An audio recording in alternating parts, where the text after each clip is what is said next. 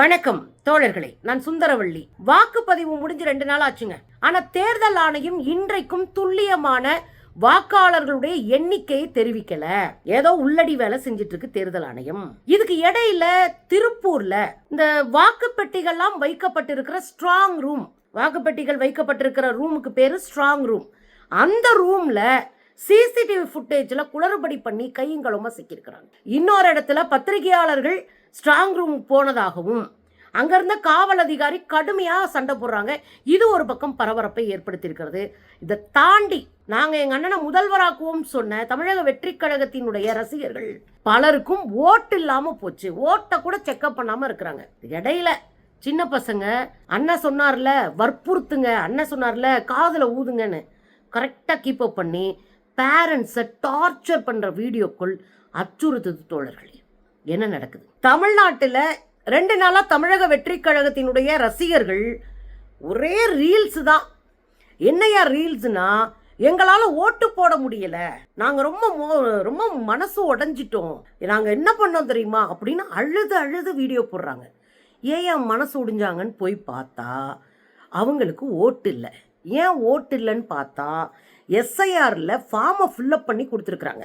நல்ல விஷயம். ஏன்னா எஸ்ஐஆர் ஓட்டு திருடுவதற்காகவே வருகிற ஒரு சிஸ்டம் நமக்கு தெரியும். தேர்தல் ஆணையம் சட்டப்பூர்வமாக வாக்கு திருடுவதற்கு பயன்படுத்துகிற ஒரு சிஸ்டத்துக்கு பேர் தான் எஸ்ஐஆர், சிறப்பு தீவிர வாக்காளர் திருத்தம். சரிங்களா?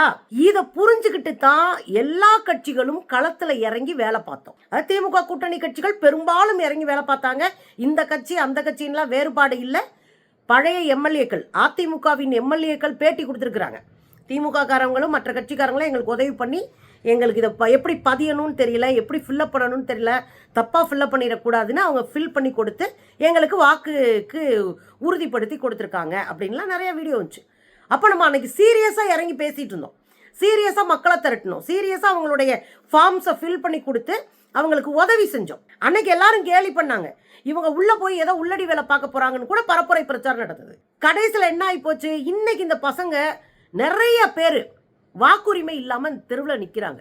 நீங்க எஃப்ஐஆர் ஃபார்மை ஃபில் பண்ணி கொடுத்தா மட்டும் உங்களுக்கு ஓட்டு வந்துடாது. அதுல பல குளறுபடிகள் நடந்திருக்கு. ஒரு வீட்டில் 5 ஓட்டு இருந்துச்சுன்னா 2 ஓட்டு தான் இருக்கும், 3 ஓட்டை இல்லாம ஆக்கிட்டாங்க. இது நமக்கு மட்டும் நடக்கலைங்க. கேரளாவினுடைய தலைமை தேர்தல் அதிகாரி, கேரளாவுக்கே அவர் தான் தேர்தல் நடத்த போறவர், அவருக்கே ஓட்டு இல்லைன்ட்டாங்க. ரத்தன் கேல்கர் அவர் பேரு.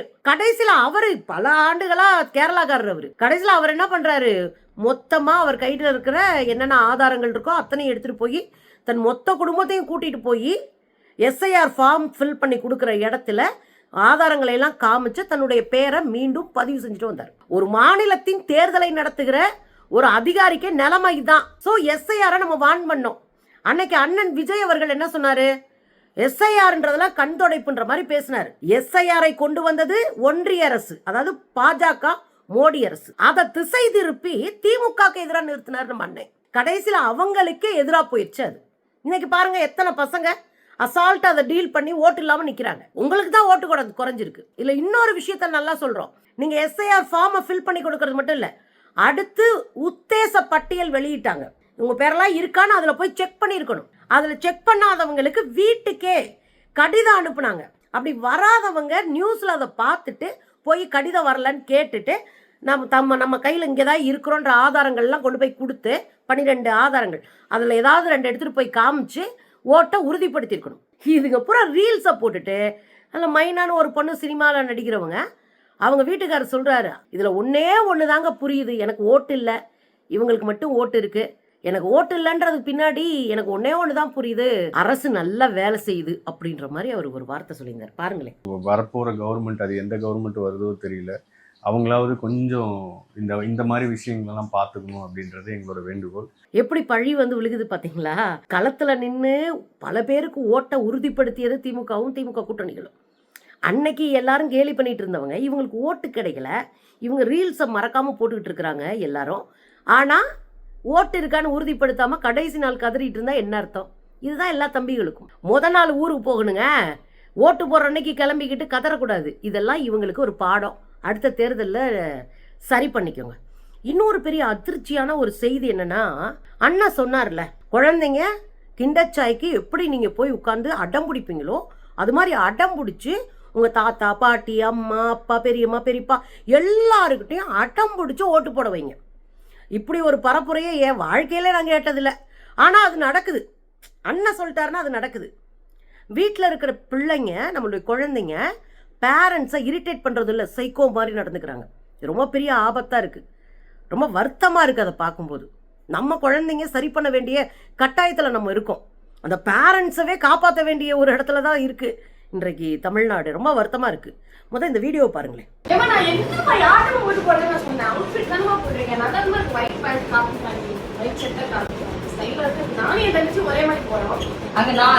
தற்கொலை நாய்கெல்லாம் வந்து ஃபேமிலியா கூப்பிட்டு வந்துட்டு இருக்கு. இதே மாதிரி தற்கொலை நாய்கெல்லாம் இதே மாதிரி போட்டுட்டு குடும்பம் கூப்பிட்டு வந்துட்டு இருக்குங்க.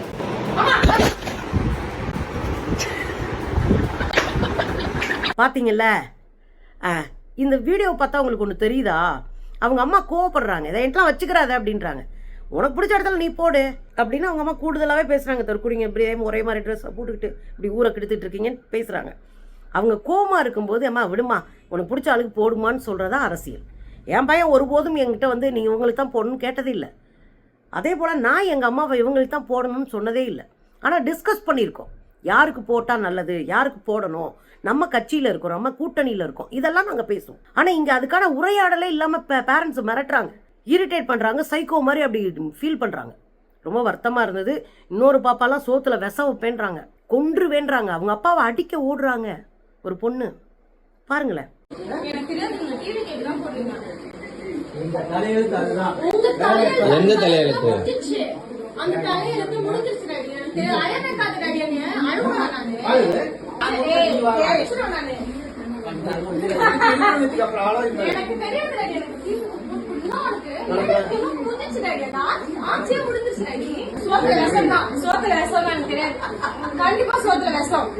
இப்ப இருக்கிற கவலையான சிச்சுவேஷன் என்னன்னா, அண்ணன் விஜய் அவர்கள் ஏதோ அரசியலை மாத்திரம் கெடுக்க வரல. நம்முடைய குடும்பம், நம்ம குடும்ப சூழல், நம்முடைய பண்பாடு, நம்முடைய ஒருத்தரை மதிக்கிற தன்மை, இதை எல்லாத்தையும் சூறையாடி கொண்டிருக்கிறார் என்பதை புரிஞ்சுக்கணும். இந்த இடத்துல தான் இன்னொரு மிக முக்கியமான விஷயத்தை நம்ம பேசணுங்க. தேர்தல் நடந்துச்சுன்னா இந்த ஓட்டு பெட்டியை பாதுகாக்கிறதுல நம்ம எப்பவுமே கவலைப்பட வேண்டிய இடத்துல தான் நம்ம இருக்கோம். 2 நாள் ஆச்சு, எலெக்ஷன் முடிஞ்சு 2 நாள் ஆச்சு. ஆனா தேர்தல் ஆணையம் இவ்வளவுதான் துல்லியமா இவ்வளவு பேர் ஓட்டு போட்டிருக்காங்கன்ற தகவலை தெரிவிக்கவே இல்லை. பர்சன்டேஜ் கணக்கு தான் வெளியே வந்துட்டு இருக்கு. இவ்வளவு பேர் ஓட்டு போட்டாங்கன்ற தகவலே வெளியே வரல. இது தேர்தல் ஆணையம் திருட்டுத்தனம் செய்வதற்கு இது ஒரு உதவியா இருக்கும். ஏங்க எல்லாமே கணினி மயமாயிருச்சு. ப்ரொசீடிங் ஆபீசர் அவங்க தான் ஒரு வாக்குச்சாவடியினுடைய தலைமை அதிகாரி. அவங்க எல்லா கணக்கையும் முடிச்சுட்டு தான் வீட்டுக்கே போவாங்க. எவ்வளவு நேரம் ஆனாலும் எல்லாரையும் ஓட்டு போட வச்சு சீல் பண்ணி அதை மெழுகு போட்டு சீல் பண்ணிட்டு அந்த பெட்டியை, அதில் எத்தனை பேர் ஓட்டு போட்டிருக்காங்க, என்னென்ன நடந்திருக்கு, எத்தனை நேரத்தில் எவ்வளவு இது எல்லாத்தையும் எழுதி அதனுடைய காப்பியை அங்கே பூத்து ஏஜென்ட்டாக உட்காந்துருப்பாங்களா அவங்களுக்கு ஒரு காப்பி கொடுத்துட்டு தேர்தல் ஆணையத்துக்கு ஒரு காப்பியை கொடுத்து எல்லாத்தையும் கொடுத்துட்டு தான் போவாங்க. ஆனால் என்ன சொல்லப்படுதுன்னா, தேர்தல் ப்ரொசீடிங் ஆஃபீஸர்ஸ் எல்லாம் ஒழுங்காக தகவல் சொல்லலை. அவங்களுக்கு ட்ரைனிங் உண்டு. சும்மா அந்த பொய்யெல்லாம் சொல்லக்கூடாது. தேர்தல் ஆணையம் கடைசியில் ஏதோ உள்ளடி வேலையை செய்வதற்கு காத்திருக்கிறாங்க. அதனால தான் நாங்கள் பீகாரை போல தமிழ்நாட்டை ஜெயிப்போம், நாங்கள் தமிழ்நாட்டில் 1 கோடி வாக்கு திருடுனது அதுக்கு தான். இப்போ எங்கே நிற்கிறாங்க? இன்னமும் துல்லியமான வாக்காளர்களினுடைய எண்ணிக்கையை சொல்லுவதற்கு அஞ்சுகிறது தேர்தல் ஆணையம். எனவே ஏதோ உள்ளடி வேலை நடக்குது. இதில் திருப்பூர், இந்த கோவை மண்டலம் இருக்கு இல்லையா, கொங்கு மண்டலம், அங்கே எப்போ பார்த்தாலும் சிசிடிவி கேமராவில் ஒரு பிரச்சனை வரும்.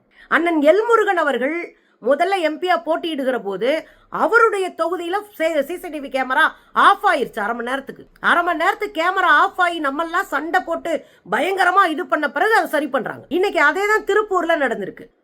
காலையில 7 மணின்னு காட்ட வேண்டிய சிசிடிவி கேமரா திடீர்னு 5 மணின்னு காட்டுது. அப்ப ராத்திரி எதோ பண்ணி வச்சிருக்கிறானுங்க. அப்புறம் கரெக்டா அதை சரி பண்றாங்க. அது ஒரு சின்ன மிஸ்டேக் ஆகி போச்சுன்னு சொல்றாங்க. ஆனா அது அப்படி கடந்து போக முடியுமா? ஏன்னா ஏற்கனவே ஓட்டை எந்த வகையிலும் திருடுற ஒரு கும்பல் கையில தான் தேர்தல் ஆணையம் இருக்கு. அப்ப தேர்தல் ஆணையம் எந்த இடத்துலையும் நியாயமாவே நடக்கல. அதனாலதான் நேத்து தேர்தல் ஆணையர் ஞானேஷ்குமார், தலைமை தேர்தல் ஆணையர் ஞானேஷ்குமார் அவர்கள் மீது 73 எம்பிக்கள் மீண்டும் அவர் மேல கேஸ் இது கொடுத்திருக்கிறாங்க. அவரை நீக்குங்க அப்படின்னு நாடாளுமன்றத்தில் கடிதம் கொடுத்திருக்கிறாங்க. அவர் வேண்டாம், அவர் நீக்குங்க, அவர் ஒருதலை பட்சமாக நடந்து கொள்ளுகிறார். இன்னைக்கு நேத்து இல்ல, எப்பவுமே ஞானேஷ்குமார் அப்படிதான் நடக்கிறாரு. எதிர்கட்சிகள் அவ்வளவு வாக்கு திருட்டை கொண்டு போய் அப்படியே கட்டுக்கட்டா ஆதாரங்களோடு நிரூபிச்சோம். ஒரு நடவடிக்கை இல்லை. எது நடந்தாலும் ஞானேஷ்குமார் அவர்கள் கையை கட்டி வாயை மூடி காதை புத்தி உட்கார்ந்துருப்பார்.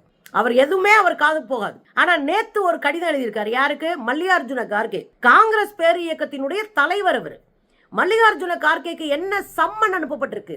சம்மன்னா உடனடியாக அவங்க அதுக்கு பதில் சொல்லணும். தேர்தல் ஆணையம் சம்மன் அனுப்பி வச்சிருக்கு. அதுல என்ன கேட்டிருக்காங்கன்னா, 24 மணி நேரத்துல நீங்க தமிழ்நாட்டில் போய் பரப்புரை பிரச்சாரத்தில் பேசினாங்கல்ல, என்ன சொல்லியிருக்காருன்னா, இந்தியாவை தீவிரவாத மையமாக மோடி மாற்றுகிறார் அப்படின்னு என்ன சொல்லிட்டானுங்கன்னா, தீவிரவாதின்ட்டாரு மோடிய. அப்படித்தானே அவங்க கிளப்புவாங்க. ஏங்க, மனு தர்மம் பெண்களை இழிவுபடுத்துதுன்னா, தமிழ்நாட்டு பெண்களை, இந்திய பெண்களை விபச்சாரிகள் என்று சொல்லிவிட்டார் அப்படின்னு அண்ணன் திருமா அவர்களை என்ன வேலை பார்த்தாங்க. அதுதான் இப்பயும் நடந்திருக்கு. தொடர் மல்லிகார்ஜுன கார்கே அவர்கள் அவர் பேசின பேச்சை வச்சுட்டு 24 மணி நேரத்தில் பதில் சொல்லணும்னு அவருக்கு மெமோ கொடுக்குறாங்க, ஒரு சம்மன் அனுப்புறாங்க. ஆனால் தெளிவா வெளிப்படையா 2024 தேர்தலின் போது மேடையில் நின்றுகிட்டு சிறுபான்மை மக்களுக்கு எதிராக அப்பட்டமாக விதிமுறைகளை மீறி ஐயா மோடி பேசினார். அப்ப அதுல என்ன பேசினாரு? 56 இன்ச்சு. ஏங்க, உங்ககிட்ட 2 மாடு இருந்தா உன்னை புடுங்கிப்பாங்க, உங்க இடஒதுக்கீடை புடுங்கிப்பாங்க, உங்க தாலியை புடுங்கிப்பாங்க. எத்தனை பொய்யான பரப்புரையை செஞ்சாரு. அப்போ தேர்தல் ஆணையம் என்ன பண்ணுச்சு?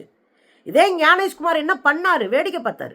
அப்போ ஒருதலை பட்சமாக இயங்கக்கூடிய ஞானேஷ்குமாரை மீண்டும் தூக்கிருங்க அப்படின்னு எம்பிக்கள் போராடுற அளவுக்கு தான் ஞானேஷ்குமார் அவர்கள் இருக்கிறாங்க. இந்த சூழ்நிலையில் தமிழ்நாட்டில் இன்னொரு இடத்துல பத்திரிகையாளர்கள் உள்ள போயிருக்காங்க, ஸ்ட்ராங் ரூம் பக்கம். பத்திரிகையாளர்ன்ற பேர்ல உண்மையிலே அவர் பத்திரிகையாளரான்னு தெரியல. ஸ்ட்ராங் ரூமுக்கும் பத்திரிகையாளர்களுக்கு என்ன சம்பந்தம்? நீங்க அங்க போய் ஏதாவது தகவல் சொன்னா சிசிடிவி ஃபுட்டேஜ் பாருங்க, அதை பாருங்க, இதை பாருங்க. ஸ்ட்ராங் ரூம் பக்கம் போயிருக்கீங்க. அங்க இருக்கிற உயரதிகாரி, போலீஸ் உயரதிகாரி கடுமையா வெளிமாநிலத்திலிருந்து வந்தவர் போல இருக்கு, கடுமையா சண்டை போடுறாரு. நீ எப்படி போய் இதுக்குள்ள போகலான்னு. ஏங்க, யாரா இருந்தாலும் ஸ்ட்ராங் ரூமுக்கு எதுக்கு நம்ம போகணும்? திருட்டுத்தனம் பண்ணாதான் ஸ்ட்ராங் ரூம் போகணும். இப்போ அந்த அம்மா கேட்கறது கரெக்டு. ஆனால் அந்த அம்மா ஏய் அப்படின்னோடனே என்ன ஆயுன்ட்ட நான் அதாவது அந்த ரூமுக்கு ஸ்ட்ராங் ரூம் போன பிரச்சனையை மாட்டி நீங்கள் எங்களை மரியாதை இல்லாமல் பேசிட்டீங்க, எங்ககிட்ட மன்னிப்பு கேங்கன்ற பிரச்சனையை பத்திரிகையாளர்கள் கொண்டு வந்தாங்க. இதில் நியாயமே கிடையாது. உண்மையிலே அப்படி போகலைன்னா அதை விளக்கமாக சொல்லியிருக்கோம். நாங்கள் போகலை, சிசிடிவி ஃபுட்டேஜை செக் பண்ணுங்க அப்படின்னு சொல்லியிருக்கணும். பத்திரிகையாளர்கள் என்பதனாலேயே எல்லா சலுகைகளும் இல்லை. பாருங்க,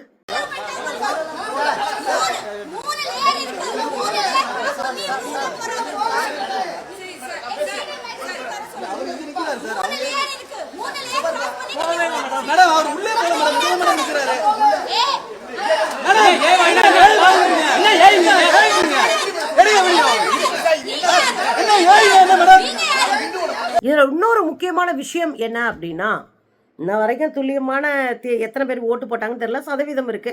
சதவீதத்தை வச்சு நம்ம ஒரு முடிவுக்கு வர முடியும். வெறும் 2-3%, எப்படி பார்த்தாலும் 6% தாண்டாது ஓட்டு அப்படின்றத. இதில் முக்கியமான இன்னொரு கருத்து கணிப்பை பத்திரிகையாளர்கள், பழைய பத்திரிகையாளர்கள், ரொம்ப நாளாக அரசியல் களத்தில் நின்று அதை அப்சர்வ் பண்ணுற பத்திரிகையாளர்கள் சொல்லியிருக்கிறாங்க. எவ்வளோ தூரம் அண்ணன் விஜய் அவர்கள் வாக்கு வாங்குறாரோ, ஓட்டு வாங்குறாரோ, அவ்வளோ தூரம் திமுகவுக்கு நல்லது. ஏன்னா 4 பேர் நிற்கிறாங்க திமுகவினுடைய எதிர்ப்பு வாக்குகளை பிரிக்க.